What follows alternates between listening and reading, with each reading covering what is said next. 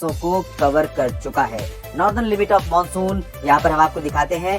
जिस तरह से ये नीले रंग की जो लाइन है 16 मई का अपडेट है और ये अंडमान व निकोबार द्वीप समूह के मध्य हिस्सों को लगभग पार कर चुकी है। और आज जिस तरह की कंडीशन समुद्र में है या फिर एटमॉस्फेरिक कंडीशन है, जिस तरह की बंगाल की खाड़ी और साउथ अंडमान सागर के ऊपर, उससे ऐसा अनुमान है कि ये सिस्टम आगे बढ़ेगा, मानसून आगे बढ़ेगा और कवर कर लेगा समूचे अंडमान व निकोबार द्वीप समूह को। और इसके तेजी से आगे बढ़ते हुए भारत के मेनलैंड यानी केरल तक पहुंचने की संभावना भी नजर आ रही है। तो ये रही मानसून की प्रगति, जो अच्छी खबर है और बहुत सुकून दे सकती है। भीषण गर्मी जहां पर पड़ रही है उन राज्यों के लोगों को, हालांकि केरल और पूर्वोत्तर राज्यों में जहां भारी बारिश हो रही है वहां पर लोग मानसून के आने से पहले ही मानसून की जैसी बारिश से परेशान हो चुके हैं। अब हम बात कर लेते हैं अगले 2-3 दिनों के दौरान किस तरह का मौसम देश भर में रह सकता है, यानी कि कहां पर बारिश हो सकती है और कहां पर लू जैसे हालात बने रह सकते हैं। दक्षिण भारत के क्षेत्रों में केरल और इससे सटे तमिलनाडु तथा जो कर्नाटक का दक्षिण और आंतरिक इलाका है यानी साउथ इंटीरियर पार्ट्स है, इन भागों में कई स्थानों पर मध्यम से तेज वर्षा होने की संभावनाएं हैं। अरबियन सी और बे ऑफ बंगाल दोनों तरफ से मॉइस्चर का काफी सपोर्ट यहाँ पर है। आप देखिए, पहले अरबियन सी से मॉइस्चर यहाँ पहुंच रहा है केरल और एडजॉइनिंग प्लेसेस पर, और उसके बाद यही मॉइस्चर नीचे से जो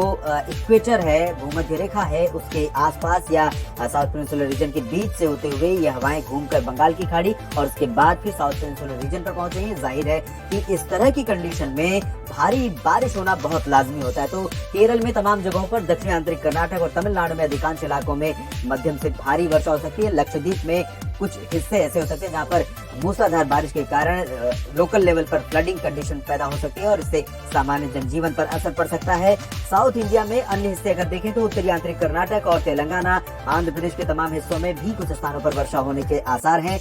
मध्य भारत में महाराष्ट्र का दक्षिणी इलाका, जिसमें मध्य महाराष्ट्र और मराठवाड़ा विदर्भ का रीजन शामिल है, कोंकण गोवा का मुंबई से लेकर नीचे तक का हिस्सा शामिल है, इन भागों पर भी आइसोलेटेड प्लेसेस पर लाइट रेन होने की संभावनाएं दिख रही है। महाराष्ट्र के उत्तरी इलाकों में यहाँ पर ड्राई वेदर रहेगा पूरी तरह से सभी जगहों पर और गर्मी रहेगी, क्योंकि उत्तरी दिशा की शुष्क हवाएं लगातार यहाँ पर चल रही हैं और चलती रहेंगी। इधर हम देखें उड़ीसा और छत्तीसगढ़ के रीजन पे, तो कुछ इलाके ऐसे होंगे जहाँ पर मॉइस्चर के कारण बादलों का बनना यहाँ पर बहुत स्वाभाविक रहेगा। तो यहाँ जब बादल बनेंगे कुछ इलाकों में वर्षा भी हो सकती है। पूर्वोत्तर में आप देखिए as usual light to moderate and कई जगहों पर लगातार जारी रहेगी। बिहार और हिमालय पश्चिम बंगाल में भी बारिश होगी।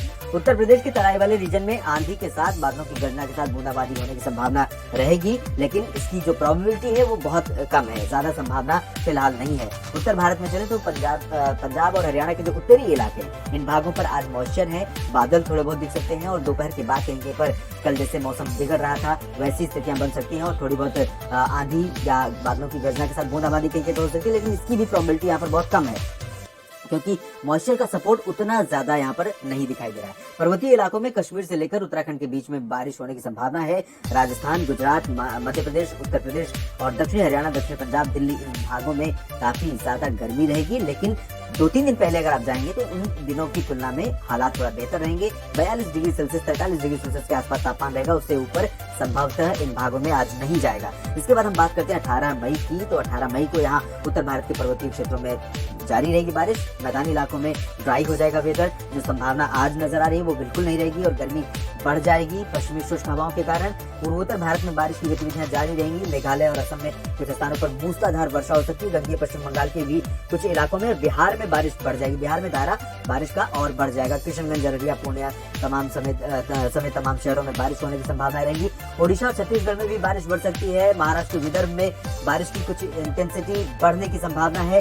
दक्षिण भारत में अगर देखें तो साउथर्न पार्ट से, जो साउदर्न टिप है साउथ पेनिनसुलर रीजन का, उसके बजाय इंटीरियर पार्ट्स पर बारिश आ रही है, यानी कि साउथ इंटीरियर कर्नाटक का जो हिस्सा है, इससे सटा हुआ उत्तरी आंतरिक कर्नाटक का और तेलंगाना, रायलसीमा का जो रीजन है आंध्र प्रदेश का, इन भागों में कई शहर ऐसे हो सकते हैं, बल्लारी, गडग और तिरुपति, नेल्लोर, इन सभी क्षेत्रों में कुछ स्थानों पर, नेल्लोर तो कोस्टल पार्ट है लेकिन इंटीरियर पार्ट्स में काफी बारिश होने की संभावना यहाँ पर 18 मई को भी दिख रही है। और उसके बाद 19 मई की स्थिति देखिए, पर्वतीय इलाकों में कश्मीर और उत्तराखंड, हिमाचल के बीच में, गिलगित बाल्टिस्तान में कुछ जगहों पर वर्षा होगी, लेकिन मैदानी इलाकों में हवाओं की जो कंडीशन थी वो और ज्यादा प्रबल हो रही है। तो आप देखेंगे कि 19 मई से पंजाब, हरियाणा, दिल्ली और राजस्थान में फिर से 45-46 डिग्री सेल्सियस तापमान चला जाएगा और 19 मई को दोपहर में 11 बजे के बाद 10 बजे के बाद धूप में खड़े होना असहनीय हो जाएगा, क्योंकि गर्मी बहुत प्रचंड होगी। उत्तर प्रदेश और मध्य प्रदेश, गुजरात, महाराष्ट्र और आसपास के तमाम क्षेत्रों में भी इस तरह की कंडीशन रहेंगी, लेकिन ये लंबे समय तक ये स्पेल गर्मी का नहीं चलेगा, क्योंकि इसके बाद एक बारिश का स्पेल आने वाला है उत्तर भारत में